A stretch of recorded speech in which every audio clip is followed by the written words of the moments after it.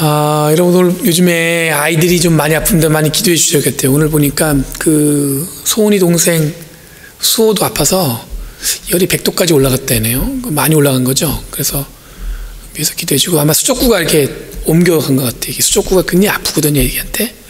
그리고 지금 원래 오늘 김영기 집사님이 기도인데 수연이가 지금 응급실로 갔다고 합니다. 그러니까 여러분 위에서 기도해 주시고, 여러분들 갑자기 아침에 갔으니까 아마 아프니까 간 거잖아요, 그죠? 그러니까 여러분 위에서 기도해 주시기 바랍니다. 자, 여러분 놀란 가슴 잘 내려앉으시고 차분하게 하나님의 손길을 좀 기대하시면서 말씀 가운데 나아가기 원합니다. 오늘 읽은 본문을 보면 여러분들 성령의 열매를 육체의 욕망과 대립적으로 설명하고 있습니다. 그러니까 성령의 열매, 육체의 욕망, 이 두 가지는 대립적인 관계라는 거예요.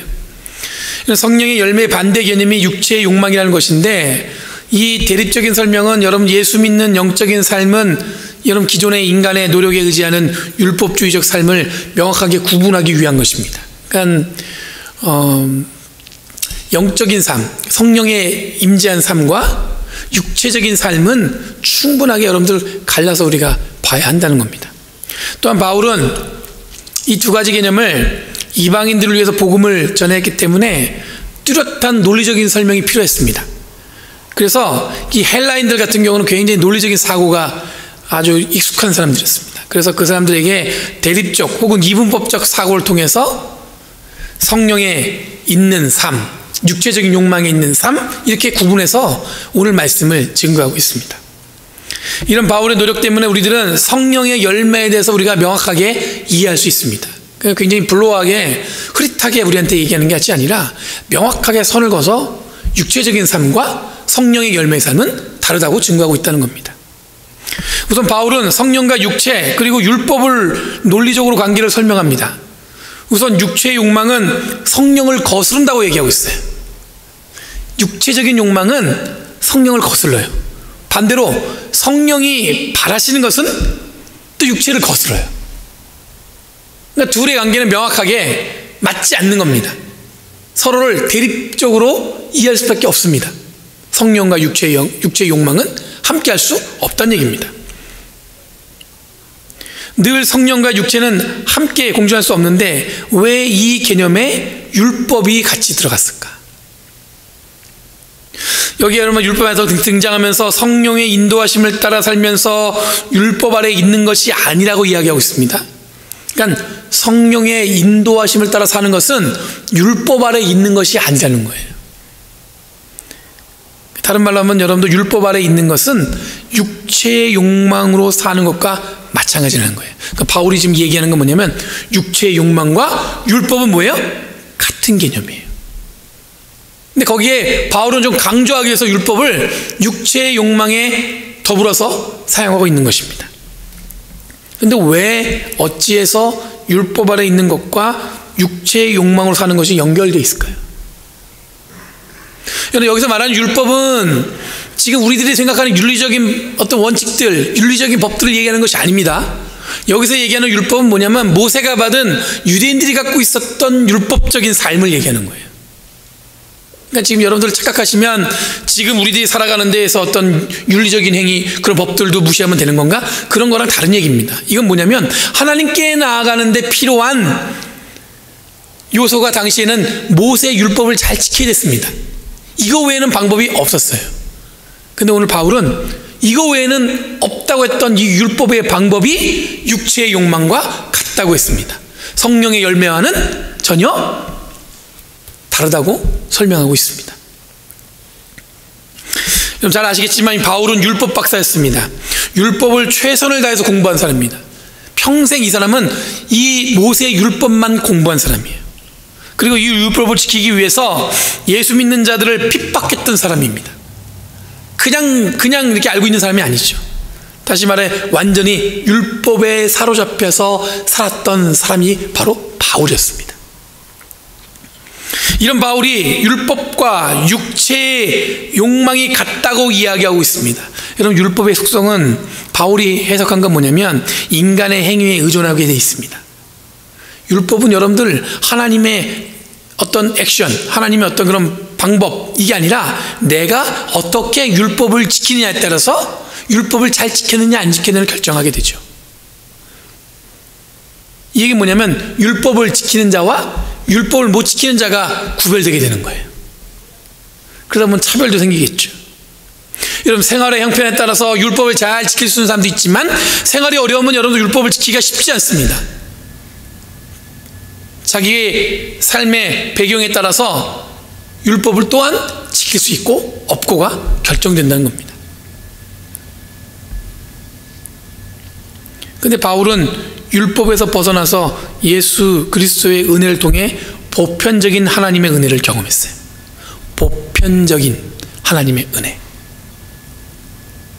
이것은 구약을 공부한 바울이 깨달은 겁니다. 성경을 쭉 보니까 하나님께서는 특별하게 율법을 지키는 자만 사랑하는 것이 아니라 율법 가운데 나가지 못한 사람도 하나님은 사랑하실 그 은혜와 사랑이 있다는 것을 깨닫게 된 거예요. 근데 사람들은 그렇게 하지 않았습니다. 너는 율법을 지켜? 너는 율법을 못 지켜? 이걸 구분하기 시작했어요.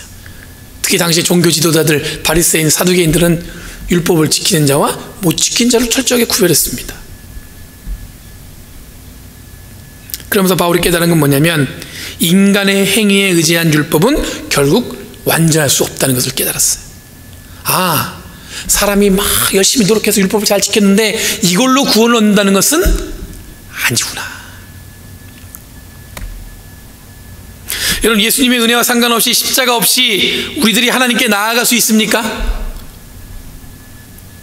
여러분, 하나님의 은혜와 이 십자가와 이거와 상관없이 여러분들 우리가 하나님의 은혜로 나아갈 수 있어요? 여러분, 이렇게 질문하면 대부분 그럴 수 없기 때문에 물어보는 거예요. 그렇죠? 여러분, 은혜 아니면 우리가 어떻게 하나님께 나가겠습니까? 예수 그리스도의 십자가 아니면 우리가 어떻게 주님 전에 나아갈 수 있겠습니까? 그럴 수 없다는 겁니다. 하나님께 나아가는 것은 내가 노력해서 내 힘이 아닌 오직 뭐예요? 하나님의 은혜로만 가능한 것입니다. 여러분, 바울이 이야기한 것은 바로 이것입니다. 우리의 힘과 능력으로 하나님의 구원을 경험할 수 없다는 것입니다. 어쩌면 인간의 힘과 능력은 하나님께 나아가는데 온전한 방법이 아니라는 것을 깨달은 거예요. 내가 열심히 여러 개서 율법을 지키고 내가 열심히 뭔가 했더니 하나님께로 나아갈 수 있다. 근데 그게 아니라는 것을 바울은 깨달았습니다. 바울은 이어서 육체의 행실이 드러난 것에 대해서 이야기합니다. 육체의 욕망에 의지하면 얻어지는 것은 다음과 같습니다. 은행, 음행, 더러움, 방탕, 우상숭배, 마술, 원수매줌, 다툼과 시기, 분냄, 분쟁과 분열, 파당과 질투, 술취함, 흥청망청, 먹고 마시는 노름. 여러분, 우리가 상상할 수 있는 안 좋은 것들은 다 담겨 있어요. 그렇죠? 여기다 여러분들 또 떠오르는 게 있으면 다 붙여도 될 것 같아요. 안 좋은 것들은 다 붙어 있습니다. 그리고 우리가 우리 삶에서 벗어버리고 싶은 내 습성과도 연관되어 있습니다. 혹시 여러분들 마음속에 나도 이런 비슷한 게 내 삶에 있지 않는가, 그런 것도 있잖아요. 더 솔직히 말씀드리면 어쩌면 우리 안에 아직도 자리하고 있는 삶의 습관이 바로 이런 것들일 수 있다는 거예요. 막 음행, 더러움, 방탕, 우상숭배, 마술, 원수매줌, 다툼과 시기, 분냄, 분쟁, 분열, 파당과 질투, 술취함, 흥청망청, 먹고 마시는 노름. 이런 것들 여러분 우리가 안 좋은 줄 알지만 여러분 우리 삶에 어쩌면 그것이 여전히 자리하고 있을 수 있다는 거죠. 여러분, 단어로는 나쁜 것들이라고 이야기할 수 있지만 지금 내 삶에 적용해 보면 아직도 이런 문제에 허덕이고 있지 않습니까? 허덕이고 있죠. 질투하잖아요. 파벌도 나눕니다. 시기합니다. 또 미워하죠. 이런 허덕임이 어디서 나온 거냐면은 바로 육체적인 욕망에서 비롯되었다고 오늘 말씀은 이야기하고 있어요.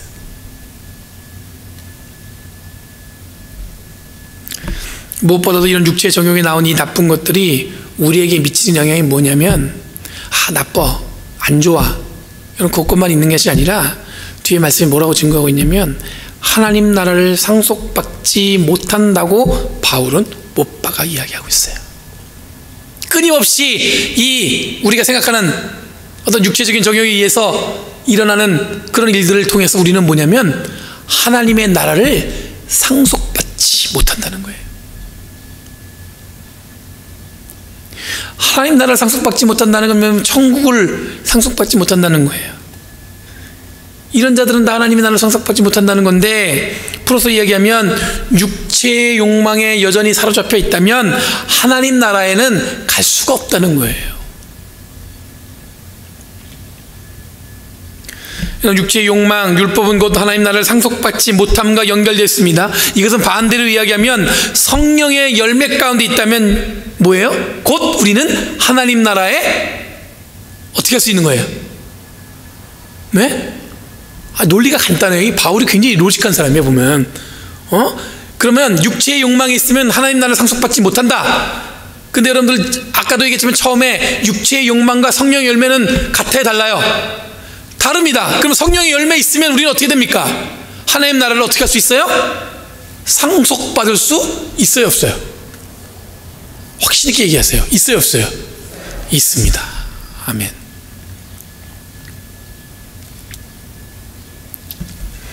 이 성령의 기쁨이 뭐냐면 사랑, 기쁨, 화평, 인내, 친절, 선함, 신실, 온유와 절제, 이런 것들이에요.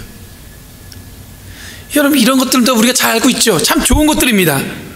이건 꼭 교회에서 신앙인들만 이야기하는 것이 아니라 세상도 이야기할 때 이런 말, 사랑, 기쁨, 화평, 인내, 친절, 선함, 진실, 신실, 온유와 절제, 이런 말들을 우리가 좋은 줄 다 알잖아요. 그렇죠? 꼭 교회와 신앙인들만 이야기하는 것이 아니라 세상도 이야기하는 좋은 것들이에요. 그런데 아까 말씀드린 대로 이런 성령의 기쁨을 통해서 하나님 나라를 상속받을 수 있다는 거예요. 그 기쁨들, 그 인내, 그 화평, 이런 것들이 내 삶에 막 가득하면 그때 우리가 깨닫는 거예요. 아, 나는 하나님 나라를 상속받을 수 있는 거구나.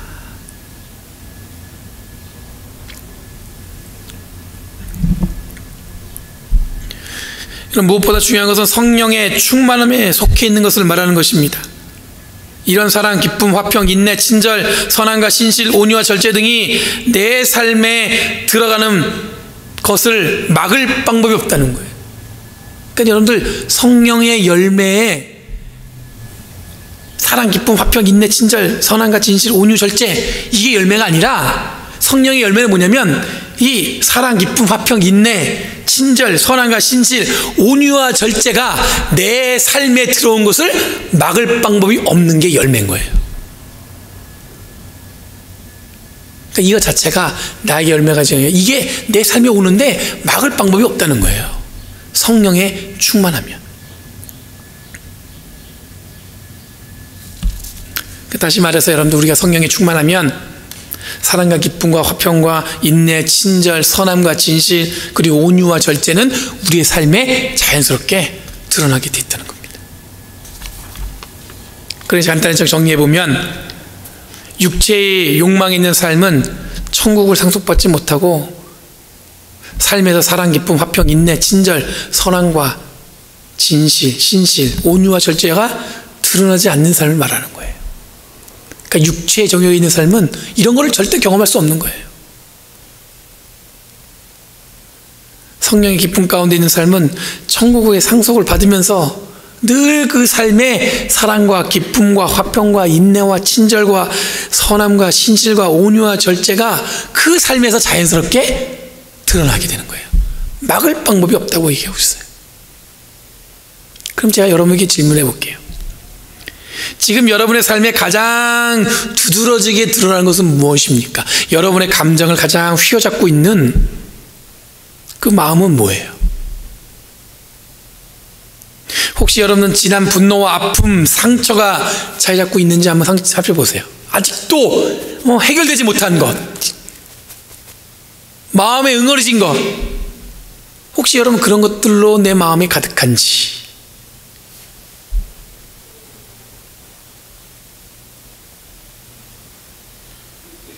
미움과 시기, 질투, 그 마음이 가득한 건 아닌지. 그럼 여러분 반대로 이게 확인이 잘 안 돼요. 이런 게 있는 것 같기도 하고 없는 것 같기도 하단 말이에요. 그럼 이렇게 여쭤보세요.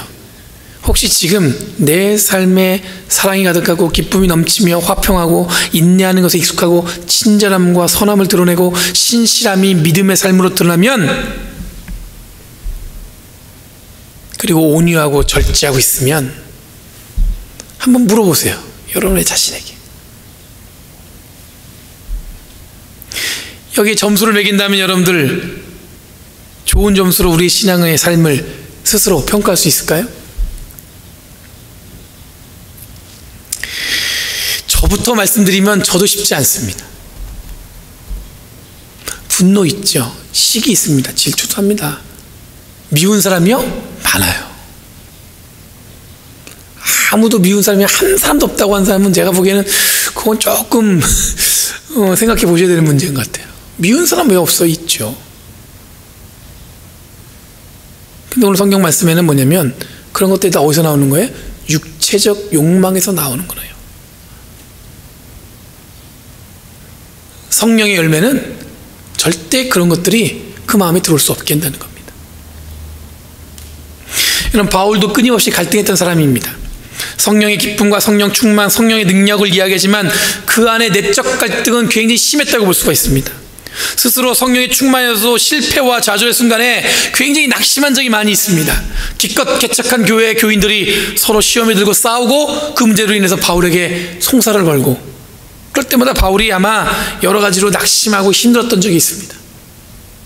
그러니 바울이 오늘 전하는 것은 그 대상이 철저하게 타자, 다른 사람이 아니라 자기 자신을 포함하고 있는 것이라고 볼 수가 있어요. 내 스스로에게도 얘기하고 있는 거예요. 마찬가지로 목사인 저도 이 본문으로 오늘 말씀을 전하면서 여러분 이 말씀은 뭐예요? 저에게도 똑같이 전하고 있는 말씀이라는 거예요. 다시 한번 여쭤볼게요. 여러분 성령 충만하게 열매를 가운데 있습니까? 아니면 육체의 욕망 가운데 있습니까? 내가 지금 생각해 보니까 육체의 욕망이 가득한 것 같아요. 내가 지금 생각해 보니까 성령의 열매가 가득한 것 같아요. 그걸 제가 여러분들한테 결정하라는 게 아니에요. 여러분들은 뭐냐면 깨달으면 되는 거예요. 이것은 육체의 욕망이고 이것은 성령의 능력의 열매구나. 그걸 분별하지 못하니까 우리는 계속 뭐예요? 육체의 욕망에 빠져 있는 거죠.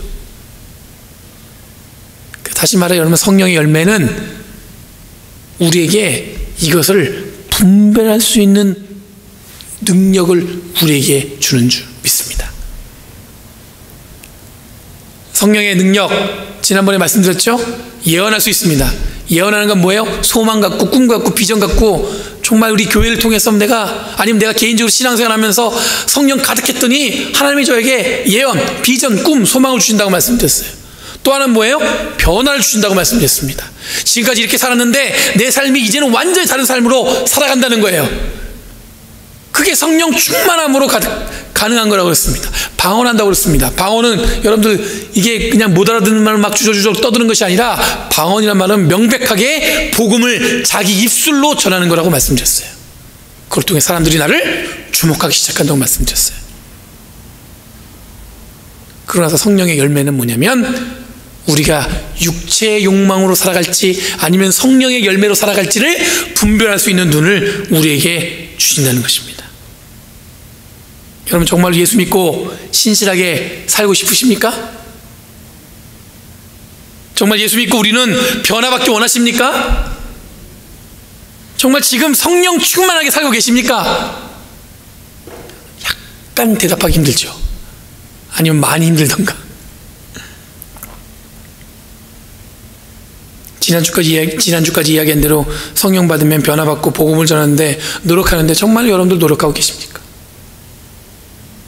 지금 내 삶은 정말 그리스도인다운 삶을 살아가고 있습니까? 여러분 어떤 사람이 이걸 단정 있게 말이야, 저는 목사님 정말 잘하고 있습니다, 그렇게 얘기할 수 있을까요? 제가 볼 때는 쉽지 않죠. 하지만 하나님께서 우리에게 뭐라고 말씀하시냐면 이 성령은 이 능력을 통해서 우리에게 열매를 주시는데 그 열매는 내가 바로 이런 사람이구나를 깨닫게 해주는 거예요. 내가 지금까지 너무 육체의 욕망에 빠져 있었구나. 내가 그래도 성령의 열매를 위해서 노력했구나. 이렇게 판단할 수 있는 기준을 우리에게 주신다는 거예요. 여러분, 오늘은 성령의 열매가 주제입니다. 성령의 열매는 아까 말씀드린 대로 예수 믿고 구원받은 자들에게 주어진 이 선물, 이건 뭐냐면 성령을 통해 우리들이 얻는 열매는 바로 육체의 욕망과 성령의 기쁨을 구분할 수 있는 능력을 우리에게 주신다는 거예요. 그건 여러분들 이미 그 구분하는 능력이 있으시다면 제가 간절히 바라는 것은 여러분의 삶을 이제는 성령의 열매 가운데 방향을 정하시고 하나님이 말씀하신 대로 응답하며 살아가는 저와 여러분들이 되길 간절히 바랍니다. 제가 그저께 갑작스럽게 전화를 받았어요. 클로비스 여기 커뮤니티 하스피탈에서 일하시는 채플린 목사님이 우리 자넷 목사님을 통해서 저한테 연락을 했습니다. 근데 그 환자분이 중환자실에 있는데 여자분이에요. 에스더 오라는 분인데 그분이 감리교 한국 목사를 찾는다는 거예요. 그래서 제가 얘기를 딱 들어보니까 굉장히 급하고 위독한 것 같아서 다음날 토요일날 간다고 말씀드리고는 전화를 끊었습니다. 그리고 아침에 11시까지 부인학회 아내하고 같이 갔습니다. 굉장히 저는 걱정했어요. 왜냐면 위독하니까 불렀겠지. 근데 갔더니 전화통화하고 계시더라고요. 중환자실에서. 그래서 보고 괜찮으시고 의식도 멀쩡하시구나. 한국말도 잘하시고. 그래서 제가 딱 앉았습니다. 그런데 한참 이분이 반갑게 맞으면서 이야기를 쭉 들어놓는데 이분이 옛날에 원래 감리교 교인이었다는 거예요. LA에서 오래 살았고, 그래서 자기 남편이 굉장히 유명한 헐리우드 배우라는 거예요. 한국 배우. 그 사람 이름은 오순택 씨라고. 혹시 아세요, 여러분들? 네, 오순택 씨라고. 그분이 나온 영화 보니까 007 한국 사람인 걸 난 어제 처음 알았어요. 그러면서 이제 2001년에 아마 이분이 이제 여기서 이제 영화를 다 이제 마무리하고 한국에서 한예종이라고 굉장히 유명한 한국어를 따지면 굉장히 연기하는 분들이나 어떤 흔히 말하는 예술계에 있는 사람들이 제일 좋은 학교가 한예종이라는 학교인데 한국예술종합대학이라고.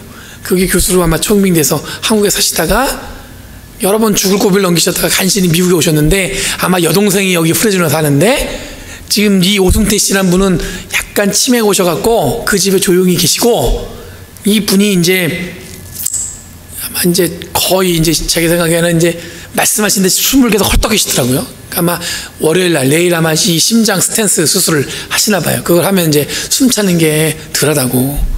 그러니까 여러분들 오랫동안 담배를 피우셔갖고 여기도 이렇게 해서 목소리가 잘 안 나오세요. 그래서 여자분인데 목소리가 굉장히 걸걸하십니다. 그러면서 저에게 하는 말이 뭐냐면 자기는 오랫동안 가짜 신자로 살았다는 거예요. 자기가 어떻게 집사가 됐냐면 목사한테 땡깡 부려갖고 됐다는 거예요. 자기 동생들은 다 집사 주는데 자기 안 준다니까 자기가 그냥 막 목사한테 삿대질 해갖고 자기 집사를 받았다는 거예요. 엉망이라는 거예요, 자기가. 그래서 너무 잘나갔고 콧대가 이렇게 높아서 자기가 사람들 무시하며 살았다는 겁니다. 오랫동안 교회 다녔어도 담배 끊지 못하고 살다가 결국 천주교로 옮겨가서 이번에 이제 병원에 입원했을 때 한국 신부님을 먼저 불렀다는 거예요. 근데 그 한국 신부님이 성령 없는 태도 때문에 내가 다시 감리교회로 돌아가겠다 결심했다는 거예요. 재밌는 얘기 아니에요? 제가 병원에 갔는데 그 간호사가 물었어요. 이분에 대해서 알고 싶다고 혹시 인포메이션이 됐더니 그 채플린이 적어놓은 내용을 쭉 보니까 파더 김이 감리교 목사를 만나는 걸 자기도 동의했다는 거예요. 그래서 파더 김이 아버지를 얘기하는가? 그랬더니 이 파더가 그 신부의 파더예요. 그래서 제가 속으로 약간 겁이 났어요. 신부님이 힘들어서 나한테 넘긴 건가? 그래서 속으로 약간 걱정하면서 갔는데 이분 얘기는 뭐냐면 성령 없는 신부에게 내 영혼을 맡길 수 없다는 거예요. 자기가 원래 감리교인이었기 때문에 자기 남편은 또 이 칼팩 연회에서 감리교 연회 평신도 대표였기 때문에 감리교를 많이 사랑한다는 거예요. 그러면서 지난번에 부흥에 오셨던 그 목사님도 아시고 다 알더라고요. 그렇군요. 그러면서 월요일날 수술을 마치고 몸이 좀 회복되면 동생 내외하고 교회에 오시겠다는 거예요. 동생이 장로교회 가면 어떻겠냐 그러는데 야야 그런 소리 하지 마라. 감리교 가야 된다. 저는 그분이 어떤 분인지 잘 모릅니다. 그 말씀 들을 때 저는 한편으로 무슨 생각했냐면 이게 진짜일까? 이런 의심도 했어요. 뭐 다시 나으셔갖고 오실지 안 오실지 잘 모르지만 제 마음에 깊이 새긴 질문은 뭐냐면 성령 있는 성직자와 성령 없는 성직자를 이분은 구별하신다는 얘기예요. 놀랍지 않으세요? 여러분 교인들은 다 압니다. 목사가 성령이 있는지 없는지. 근데 그거 아세요? 목사도 압니다. 저 교인이 성령이 있는지 성령이 없는지. 그 얘기는 뭐냐면 우리는 다 안다는 얘기예요. 우리가 성령이 있는지 우리가 성령이 없는지는. 세상은 압니다. 이 프레즈너 한인연합감리교회가 성령이 있는 교회인지 성령이 없는 교회인지를 다 안다는 얘기예요. 애써 우리는 모른 척하고 있는 거죠.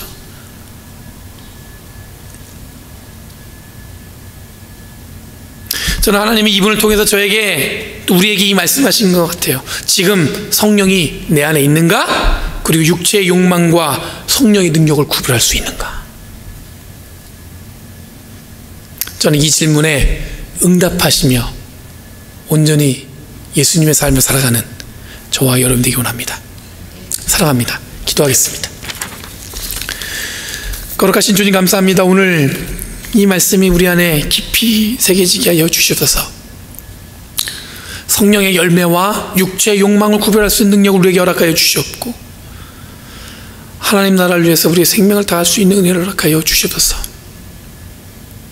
성령 있는 목회자와 성령 없는 목회자를 구별할 수 있고 성령 있는 성도와 성령 없는 성도를 구별할 수 있는 것처럼 하나님 그 구별의 눈이 우리에게 있는 것처럼 간절히 저희가 바라는 것은 저희가 그럼에도 불구하고 주님의 성령이 우리 안에 가득할 수 있도록 주님 인도하여 주시옵소서. 주님 간절히 바라오니 주님 함께하여 주시옵고 주의 은혜 가운데 우리의 삶이 나아갈 수 있도록 주여 인도하여 주시옵소서. 감사드리며 예수님의 이름으로 기도드리옵나이다. 아멘.